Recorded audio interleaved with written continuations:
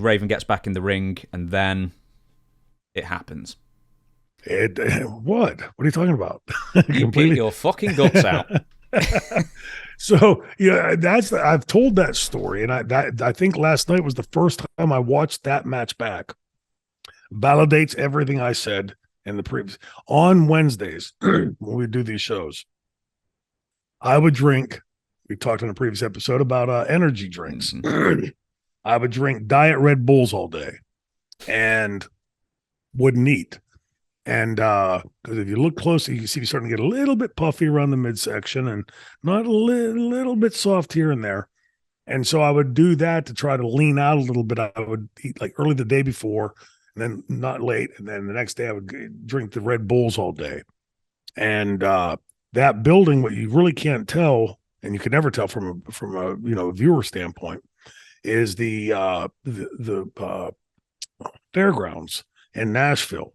That building is just it's a barn setup type building for farm expositions and things. So there's no air conditioning in the building. Well, by that time of the night, you've had television cameras and lights going all day, for several hours. And the crowd, it's thick in there and it's hot and it's steamy and it's humid. And this match, by my estimation, on that spot on the card, we didn't need that much time to tell that story. And, we're going to a pretty simple place. I think we could have shaved probably a good 5 minutes off of that and still gotten everything in we needed to tell that story.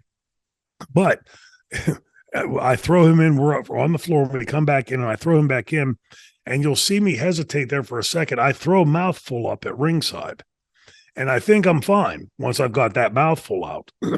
So I come in again, and when I cover him, if you watch Scotty closely, he's watching me, and he sees it starts to heave again, so he rolls away from under it.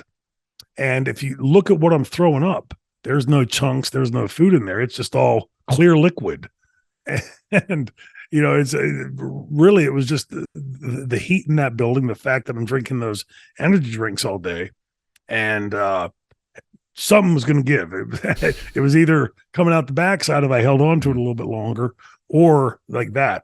And but I thought Tanay. And look, you can't ignore that on camera, right? You're commentating on a match. And by that point in the match has gone on for a while, and they've fought around the building and this and that. So by pretending it didn't happen, right, and Raven's doing this, blah, blah, blah, call what's on the screen. There'll probably be some guys go, hey, don't call it out on me. I think in the way that I viewed that last night, that sort of underscored to the match, as hard nosed and hot the building was and all of that.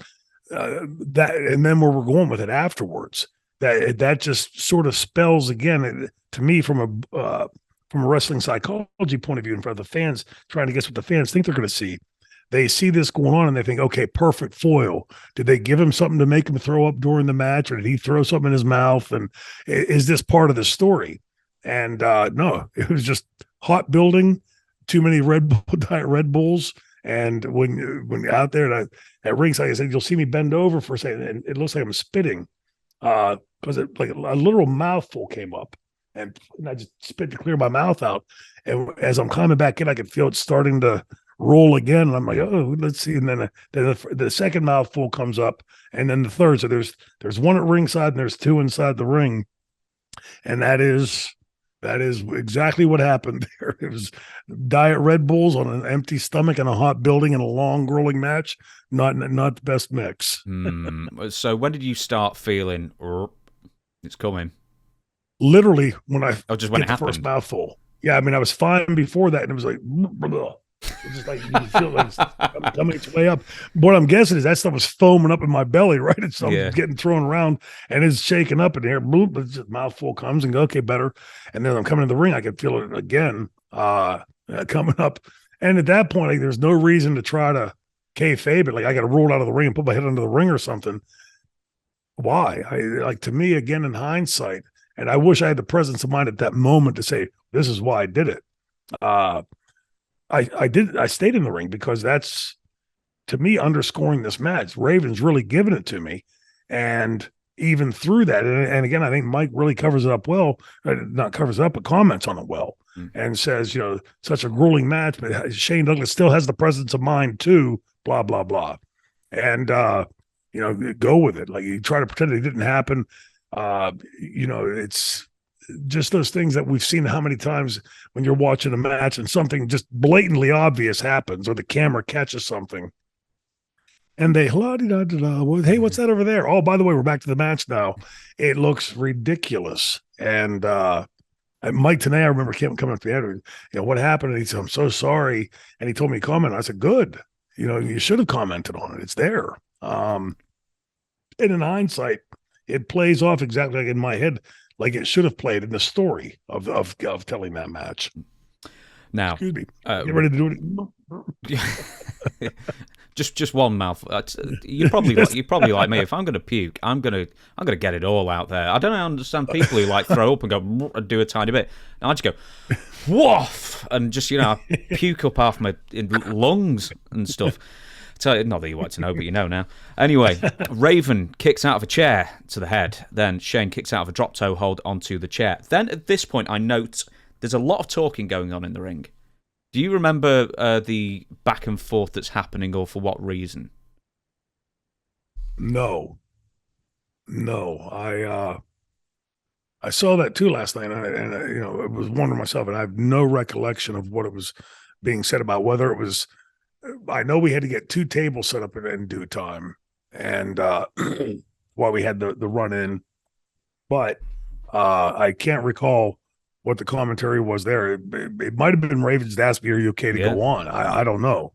But there was, and by that time, I think when you see somebody in the ring in a compromised position and then you see them get back on track, that pretty much tells you that that's past. And we talked in a previous episode about like a doctor at ringside being aware and paying attention. We're probably our own best doctors in that sense. Like I'm well aware of whether I can continue on or not. And, because of where we were going, we could have gotten there much quicker and 1,000 times faster if we would have had to. Like if, let's say I'd gotten the flu or had, eaten something bad that was, going to keep me thrown up. But we don't want to stay in the ring and do 10 blowjobs in the ring at, Hurley, not blowjobs, not the right word to use, right? Maybe ixnay that word, but, blow chunks. That's what I'm looking for. So my guess would be that part of what it was, but can't recall. That's 10 blowjobs in the ring might be NWA's next pay-per-view gimmick. Now, certain people become world champion that way, I understand, but it's the Patterson Memorial Championship. We'll move on then. Wolfie D breaks up a pin. He's called Sin or something, but he's Wolfie D. Yeah. Anyway, even though Douglas kicked out as well. So that's the second time then there's meant to be interference, but then the person kicks out for whatever reason. Just to, just for... to be sure. New Church interfere, referee down. Julio De Niro and CM Punk come down to even the odds. Now, here's the fun fact. A Ring of Honor match between Raven and CM Punk, who were feuding on Ring of Honor, yet friends in TNA. So, you think about that. They were, so that's crazy. On September 6th, they were supposed to be in a hair versus hair match 11 days earlier. Now, wow. TNA and Jeff Jarrett specifically prevented this from happening. And I believe Jeff said, Raven, if you lose your hair in this match with CM Punk, then you will not welcome back in TNA until your hair grows back. So I did not know that. No. So there you go. And Raven ended up not doing that stipulation. They did like a cage match or something instead. So, I thought that was going to be a little fun fact for you, that weirdly 2 hair versus hair matches are going to happen at the same time. I'll probably ask about CM Punk another time, because there's plenty of time for CM Punk stuff. We're going to stick with the match here. Shane kicks out of a DDT. Shane reverses superplex onto table by shoving Raven through the table. It's basically just like a push, really. And then Raven kicks out and rolls into your vomit. And then Raven DDTs Shane Douglas through the table. And here's another thing. The lights go out, ECW style. And it's 1, 2, the lights don't quite go out in time because then I see your arm go straight up, just, for insurance sake, even though Mike Tenay says, well, Raven had Shane beat, which he didn't in that sense. And then the lights go on, and a mystery man who has been terrorizing TNA for months finally reveals himself to be Vampiro. We're going to speak about Vampiro very briefly in a second, but apparently it was originally going to be Ricky Banderas, but no one's really heard of him. He's not very famous. Then Terry Funk was considered, and then also CM Punk was considered because, hey, he's feuding with him on Ring of Honor. It actually makes sense. Vampiro hits a DDT, and Shane gets the pin and holds onto his stomach, which you are holding onto your stomach like the tie. And at no point was the match ever... Actually, I was holding my elbow. Oh, were you really? Yeah. Oh, pardon me. That was right around the time that I had just had the surgery. I think when I was in Florida, I had the 8th surgery on that elbow. And if you notice, I was wearing the brace, the rubber neoprene sleeve on it, and it had worked down during the match. And a couple times earlier in the match, I kick out of something, and I roll over and go like that. And I know I'm holding the elbow. I can't remember what happened, but it's definitely holding the elbow. And when I came back up after the match, same thing. My guess is it was probably related to that surgery. There was a nerve that they had to release off from the earlier surgeries, and it wasn't hurt like broken hurt or anything like that. It was hurt like, ouch, like the nerve is still active in there, and still going. But that's what was going on there.